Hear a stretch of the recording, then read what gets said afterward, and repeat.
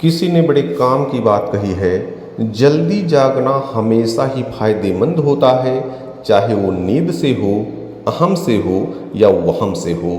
नमस्कार दोस्तों, एक छोटी सी कहानी। यह कहानी पिता पुत्र की है। एक पिता थे जो मूर्तिकार थे। धीरे धीरे उनका बेटा था वो बड़ा होने लगा, तो मूर्तियों को बनाने में उनका साथ देने लगा। मूर्ति बनाने की कला उनसे सीखने लगा। और धीरे धीरे जब उनका पुत्र बनाता, मूर्तियों को बनाता, वो देखते और कहते कि इसमें यह कमी रह गई है, इसको सही करो। और वो बेटा उस कमी को सुधार देता और अच्छी मूर्ति बनाता। धीरे धीरे बेटा बड़ा होने लगा और वो बहुत अच्छी मूर्तियाँ बनाने लगा। जब भी वो मूर्ति बना करके लाता, पिताजी देखते, खुश होते और उसको कहते बेटा ये थोड़ा सा इसमें और ऐसा कर लो तो और अच्छा हो जाएगा, और उसमें सुधार कर देता। धीरे धीरे वो बेटा बड़ा हो गया और उसकी मूर्तियाँ अच्छे दाम में बिकने लगी। और एक समय आया कि जब उसकी मूर्ति पिता से ज़्यादा दामों पर बिकने लगी।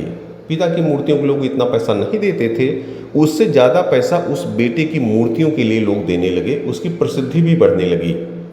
अब उसके फिर भी जब भी वो मूर्ति बना करके लाता, पिताजी को दिखाता, देखते तो कहते कि बेटा तो अच्छा बना है, थोड़ा सा ये है। लेकिन अब उसको यह बात चुभने लगी। जब मूर्ति बना के लाता, पिताजी कहते तो उसको लगता, मन में वो सोचता कि ठीक नहीं है। और एक दिन उसके सब्र का बांध टूट गया। एक मूर्ति बहुत अच्छे से बनाया और ले करके आया। पिताजी ने कहा उससे, बेटा ये बहुत अच्छी बनाए हो, ये कमी रह गई। तो उसने कहा, पिताजी मैं कुछ भी बना के लाता हूँ, अब डेली कमी निकालते रहते हैं।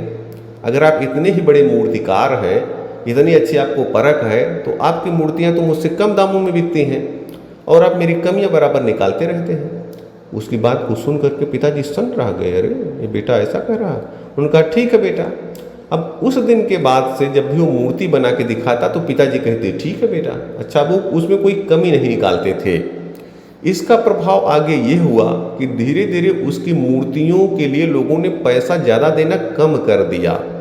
अब जो लोग पहले आते थे ज़्यादा पैसा देते थे, उनका नहीं भाई इतने पैसे नहीं देंगे, ये इतने तक ही है, इतने देना हो आप दे दो। धीरे धीरे उसकी प्रसिद्धि भी डाउन हुई और उसकी मूर्तियों की बिक्री कम होने लगी, पैसा कम होने लगा।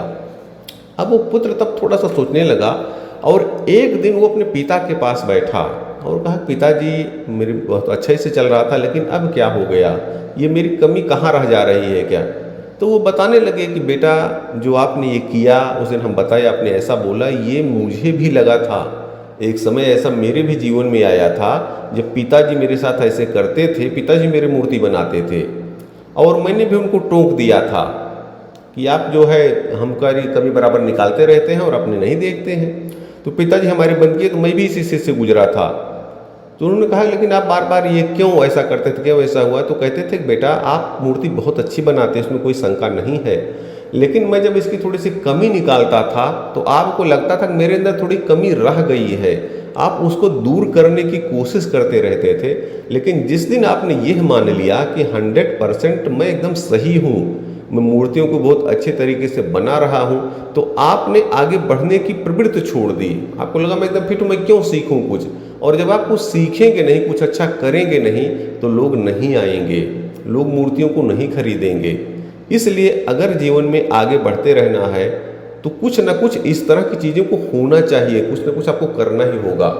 तो बेटा चूंकि दुखी था, उसने कहा पिताजी गलती तो हो गई, अब क्या करें, जीवन में हम कैसे करें कि हमारी मूर्तियाँ फिर वैसे ही बिकने लगें। तो पिताजी ने उसको एक शब्द में उत्तर दिया और वो शब्द ध्यान से सुनिएगा। उन्होंने कहा कि असंतुष्ट रहना सीख लो। किससे? अपने से, अपनी योग्यता से, अपने कामों से थोड़ा सा असंतुष्ट रहना सीखो। इस रूप में मेरे काम में थोड़ी सी कमी है, तब आप अपने उस काम को और अच्छे तरीके से करते जाओगे और हमेशा बेहतरी के लिए आप प्रयास करते रहोगे। और बेटे ने पिता की बात मान ली। धीरे धीरे अब फिर वो उसी तरह से उसने पिताजी के चरणों पर पड़ा और आग्रह किया, पिताजी आज के बाद से फिर मैं जब भी कोई मूर्ति बनाऊं, आप मेरे ऊपर कृपा रखिए और उसके बारे में कुछ ना कुछ कमी बताइए, ताकि मैं अपनी योग्यताओं को बढ़ा सकूं और आगे अपना काम अच्छे तरीके से कर सकूं। दोस्तों ये छोटी सी कहानी है, इसका सारा स्पष्ट है कि अगर हमें हमारे से बड़े कोई लोग हैं, हमारे बड़े बुजुर्ग हैं, अगर हमें कोई बात बताते हैं तो हमें उनकी बातों को गौर से सुनना चाहिए, ध्यान से सुनना चाहिए और सुधार की कोशिश करनी चाहिए। एक और दूसरा है कि जीवन में अगर आपको किसी क्षेत्र में आगे बढ़ना है तो कभी मन में यह मत सोचिए कि मैं 100% पूरा हो गया हूँ। यह मान के चले कि हमारे अंदर कुछ कमी है और हम सुधार सकते हैं, क्योंकि इस संसार में, इस जगत में कोई भी 100% सही नहीं है। कुछ ना कुछ कमियां सबके अंदर है। हमें कोशिश करनी है कि उनके अंदर अगर कुछ अच्छाइयां हैं उनको प्रेरित करने की कोशिश करें, क्योंकि आदमी जीवन में अपनी अच्छाइयों पर काम करके ही आगे बढ़ सकता है। तो दोस्तों, इस प्रकार से आपको जो बताता रहता हूँ, कृतज्ञता का भाव यह है कि आपके अंदर जो भी गुण है, जो भी चीज़ें आपको भगवान ने दी हुई है, अगर आप उनके प्रति कृतज्ञ रहेंगे तो चीज़ें बढ़ेंगी। वही बात जो हर कहानी के अंत में कहता रहता हूँ, भगवान ने जो भी चीज़ें आपको दी हैं उन सभी चीज़ों के प्रति कृतज्ञता का भाव अपनाइए और अपने जीवन को बेहतर से बेहतरीन बनाइए। याद रखिए, ऊपर वाले न भूलते हैं न भूल करते हैं, वे आपके प्रत्येक कर्म का फल अवश्य देते हैं। बहुत बहुत धन्यवाद।